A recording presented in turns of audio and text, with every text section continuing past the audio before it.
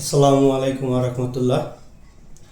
আমরা করব হচ্ছে অষ্টম শ্রেণীর অনুশীলনী 2.1-এর মুনাফা অর্থাৎ অনুশীলনীর অঙ্গ করব আজকে আমরা। তো অনুশীলনী অঙ্গে কি বলা আছে যে একটি পণ্যদ্রব্য বিক্রয় করে পাইকারি বিক্রেতা 20% এবং খুচরা বিক্রেতা 20% লাভ হয়। অর্থাৎ একটি পণ্যদ্রব্য কি করে বিক্রয় করলে পাইকারি বিক্রেতার 20% এবং খুচরা বিক্রেতার 20% লাভ হয়। যদি দ্রব্যটির খুচরা বিক্রয় মূল্য 576 টাকা হয় তবে পাইকারি বিক্রেতার ক্রয় মূল্য কত? তাহলে এই অঙ্কটা থেকে আমাদের একটা কনসেপ্ট আগে ক্লিয়ার হতে হবে। হ্যাঁ, সেটা হচ্ছে দেখেন, একটি পণ্যদ্রব্য বিক্রয় করে পাইকারি বিক্রেতা 20%, অর্থাৎ পণ্যদ্রব্যটা বিক্রয় যখন করছে পাইকারি বিক্রেতা তার 20% লাভ হয়েছে এবং খুচরা বিক্রেতার 20% লাভ হয়। তার মানে যখন দেখেন, একটু সাইড নোট করে দিচ্ছি, এটা হচ্ছে পাইকারি বিক্রেতা, ঠিক আছে, পাইকারি বিক্রেতা, এবং এইটা হচ্ছে খুচরা বিক্রেতা।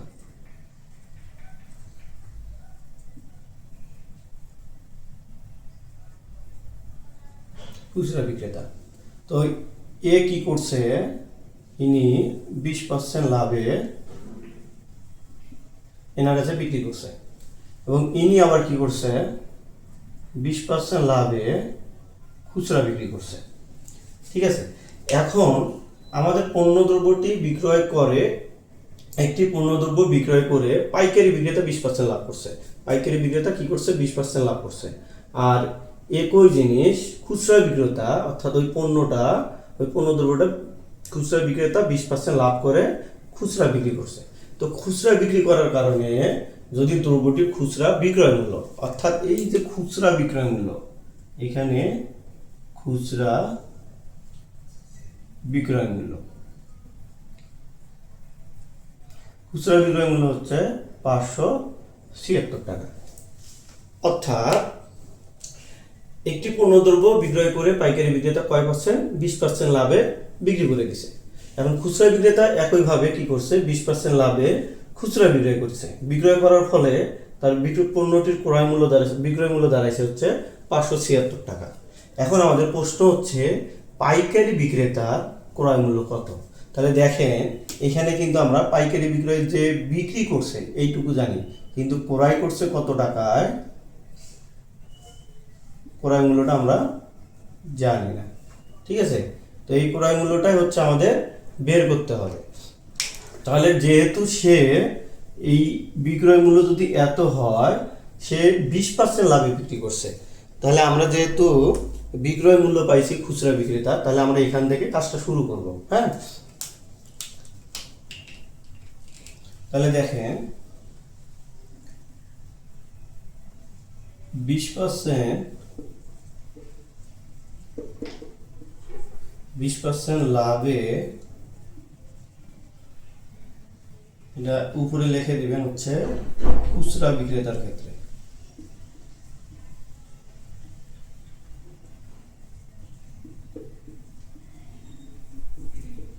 খুচরা বিক্রেতার ক্ষেত্রে 20% লাভে বিক্রয় মূল্য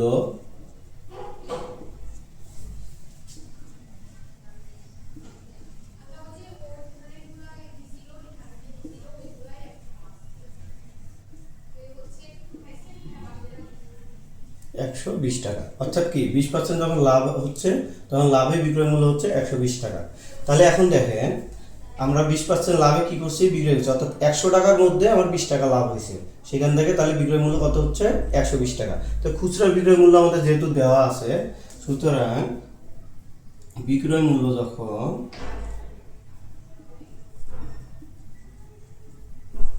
120 টাকা হইলে 120 টাকা হলে ক্রয় মূল্য 100 টাকা, কারণ সে 20% লাভ করছে, তার মানে কি 100 টাকায় 20 টাকা লাভ করছে 100 টাকা 20 টাকা লাভ করার কারণে তার মানে কি ক্রয় মূল্য যদি 100 টাকা আমরা ধরি তাহলে তার 20 টাকা লাভ হলে তার বিক্রয় মূল্য হচ্ছে 120 টাকা, যেহেতু আমাদের 20% লেখা আছে। তাহলে ক্রয় মূল্য যখন 120 টাকা হচ্ছে, সরি বিক্রয় মূল্য যখন 120 টাকা হচ্ছে, ক্রয় মূল্যটা হচ্ছে আমাদের 100 টাকা। তাহলে বিক্রয় মূল্য যখন আমার 1 টাকা হচ্ছে তখন 100 ভাগ হচ্ছে 120 টাকা। এখন দেখেন এই খুচরা বিক্রেতা বিক্রয় করছে কত, 576 টাকা। তাহলে বিক্রয় মূল্য 576 টাকা হলে ক্রয় মূল্য কত, তাহলে 100 গুণন হচ্ছে 576 ভাগ হচ্ছে 120। তাহলে দেখেন শূন্য কাটা দিলাম 5, তাহলে এখানে হচ্ছে 6 দিয়ে এটাকে কাটলে হচ্ছে 6×9 54, আর হচ্ছে 3, তাহলে হচ্ছে 6×6 36। আমরা যদি এটাকে ক্যালকুলেশন করে করি তাহলে কত হচ্ছে, 5×6 30 0, 5×9 45, 45 আর 3 48, অর্থাৎ 480 টাকা। তাহলে এই 480 টাকা কি খুচরা বিক্রেতার হচ্ছে ক্রয় মূল্য, অর্থাৎ এর হচ্ছে ক্রয় মূল্য কত, 480 টাকা। 480 টাকা। এখন দেখেন যখন আমরা এর ক্রয় মূল্য পেয়েছি, এই ক্রয় মূল্যটা কি পাইকারি বিক্রেতার হচ্ছে বিক্রয় মূল্য। তাহলে পাইকারি বিক্রেতা আমরা ক্রয় মূল্য যখন আমরা বিক্রয় মূল্য যখন পেয়ে যাব, তাহলে মানে কি, সুতরাং সরি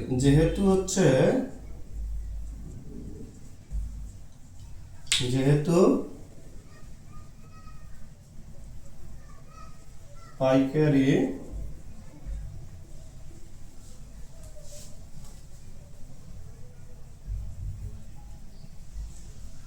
বিক্রয় মূল্য সমান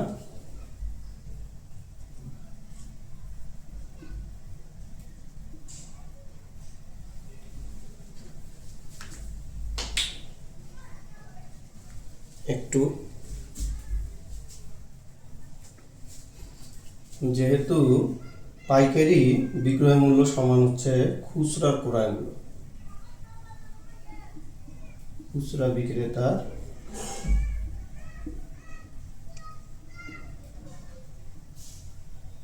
ক্রয় মূল্য, তাহলে সুতরাং কত হবে,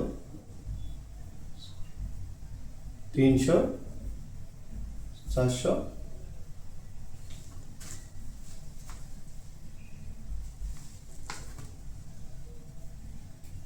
480 টাকা।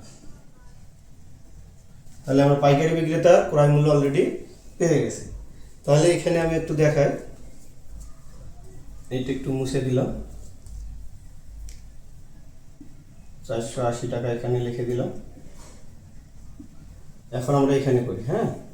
তাহলে এখানে দেখেন, তাহলে আমাদের পাইকারি বিক্রয় মূল্য আমরা পেয়ে গেছি, কয় পার্সেন্ট লাভে, 20% লাভে।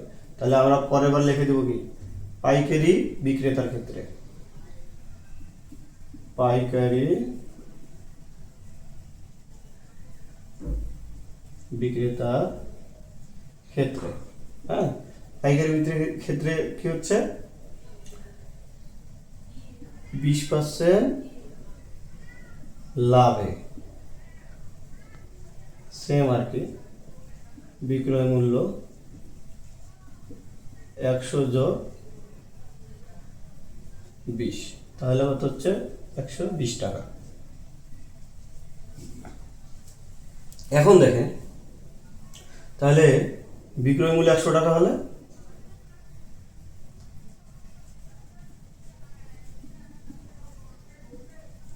বিক্রয় মূল্য 120 টাকা হলে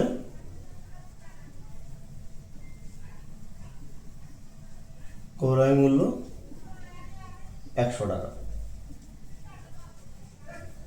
তাহলে বিক্রয় মূল্য 1 টাকা হলে 100 ভাগ 120 টাকা।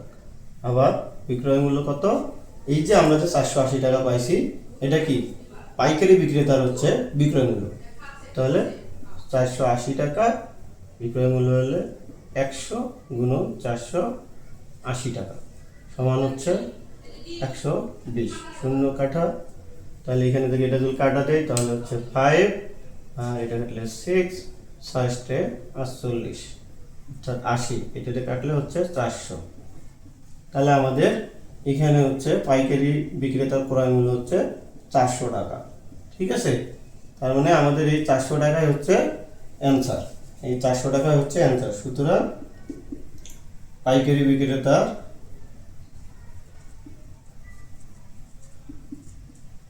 সরি এখানে না লিখি, যেহেতু আমাদের অ্যান্সার এর নিচেই হবে, তাহলে উত্তর হচ্ছে পাইকারি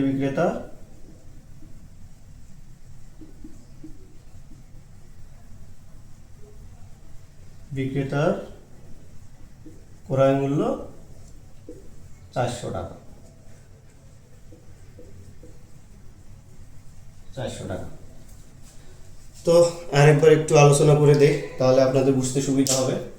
দেখেন আমাদের অঙ্কে কি বলা ছিল, যে একটি পণ্যদ্রব্য বিক্রয় মূল্য হচ্ছে পাইকারি বিক্রেতা 20% লাভে 20% এবং খুচরা বিক্রেতা 20% লাভে লাভ হয়। একটি পণ্যদ্রব্য যখন বিক্রয় করে, একটি পণ্যদ্রব্য যখন কি করে বিক্রয় করে, একটি পণ্যদ্রব্য যে সময় বিক্রয় করা হচ্ছে তখন পাইকারি বিক্রেতার 20%, খুচরা বিক্রেতার 20% লাভ হচ্ছে।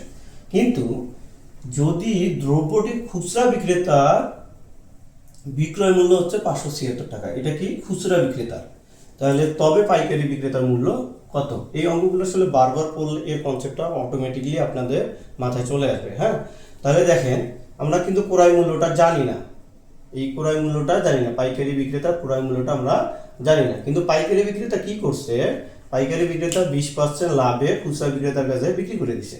পাইকারি বিক্রেতা কি করছে, 20% লাভে খুচরা বিক্রেতার কাছে বিক্রি করছে। আবার খুচরা বিক্রেতা কি করছে, 20% লাভে খুচরা বিক্রি করে দিছে, যার বিক্রয় মূল্যটা হচ্ছে 576 টাকা। তাহলে 576 টাকা কি ফাইনাল আমাদের বিক্রি হয়েছে খুচরা ভাবে।